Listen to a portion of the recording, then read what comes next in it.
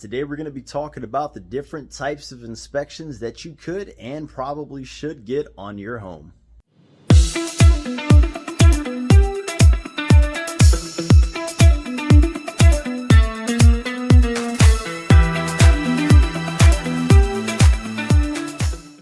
Alright, so some of you guys are either planning on buying a home or you're in the process of buying a home.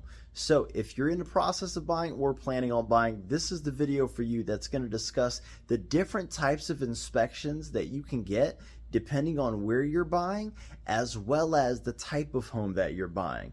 With that being said, guys, there's a lot of different types of inspections out there, and they're there for a reason. We don't want you to buy a home and end up regretting it after you move in, because the truth is something's always going to break, something's always going to go bad. We just want to make sure that it's not something major and catastrophic. So there's basic inspections that you should be getting on your home that are really the basic three that we're going to start off with, and that's going to be your standard inspection first. That's going to be all about the home. They're going to be discussing light things like some window, maybe some paint discoloration. They might be discussing things like how your remotes may need batteries to the fans, your doorknob may be too loose. There's going to be a lot of items on that house that your inspector is going to render his opinion about. But keep in mind, his opinion is all it is. He's there to make an observation and put it on paper. Depending on what comes up on that standard inspection report, you may want to call a more qualified professional in your area that specializes in that field to do a further evaluation on it, okay? And a perfect example, many years ago, we had an inspector come through and he told us that the home was heavily infested with termites and that he strongly recommends we get the house tented. He told the buyer he recommends that he doesn't buy the home because it's going to be a major problem with all the termites. Being that it was a wood frame home, termites are something that you're probably not going to be looking forward to because they're going to eat everything in your home, especially if your home is made out of wood. We had two WDO, also known as wood destroying organism inspectors out there, and they specialize on anything that's going to be eating wood or destroying the wood or things of that nature. So termites fall into that category. Both of them came back with the same conclusion, and they both told us that the home does not have any live or past termites, that it's carpenter ants, and it's only around the base of the trim on the door. So with that being said, guys, the inspector's opinion was wrong, but at least he brought something to the buyer's attention so the buyer can do a further evaluation on it. Now, with that being said, guys, keep in mind there's going to be a lot of small items on that inspection report that are not worth arguing over unless you're buying a brand new house. Every home is going to come back with items, but the goal is to find a home that you can make your own. Now, the next type of inspection that we're going to be discussing is going to be your 4-point. Your 4-point and wind mitt is something that you need if your home is older than, I want to say, around 10 years old, and that's going to be primarily for insurance. Your 4 points are going to consist of roof, plumbing, AC, and electric.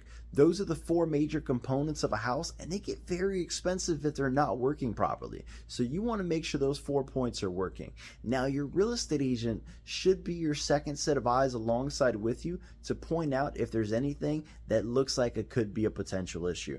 But your real estate agent does not specialize in those 4 categories, just like your inspector doesn't, and they're not licensed in those categories. So that's when your insurance company is going to be your third set of eyes. Your insurance company, if they see something wrong with the 4-point, they're going to let you know so that way you have a great understanding of what needs to be done to fix it. With that in mind, guys, the next thing that we want to go ahead and look at is going to be your wind mitigation. Now, your wind mitigation is going to be all about the roof. We have a lot of major storms and hurricanes in Florida. In fact, there's one coming right now. You want to make sure that your roof is still there and everything inside your home is still dry after the storm passes through. So with that being said, your roof is a major component, and you want to make sure it's built to withstand the type of winds and storms that your area is going to be seeing. So we spoke about the 3 basic inspections. We spoke about the 4-point, we spoke about the wind mitigation, and we also spoke about your standard inspection report. Next, we're going to be discussing your WDO. Your WDO is an inspection that's going to be all about any wood destroying organisms that are in the home, whether we're talking about carpenter ants, termites, some kind of mold that's growing on the wood, or even wood rot and fungi that's growing on the wood, decaying it. Your inspector usually has special kind of equipment to run through the walls to see if there's any kind of wood destroying organisms running through the property. Now, some WDO inspectors are also licensed pest control, being that they run hand in hand. So sometimes they can also give you a further evaluation on what the potential treatment could or should be, depending on what comes up. If they're not a licensed pest control inspector, it's a good idea to see if they have one that they can recommend to you. So that way, if anything does come up, the pest control inspector can tell you what it's going to take to remedy that and get rid of it for good.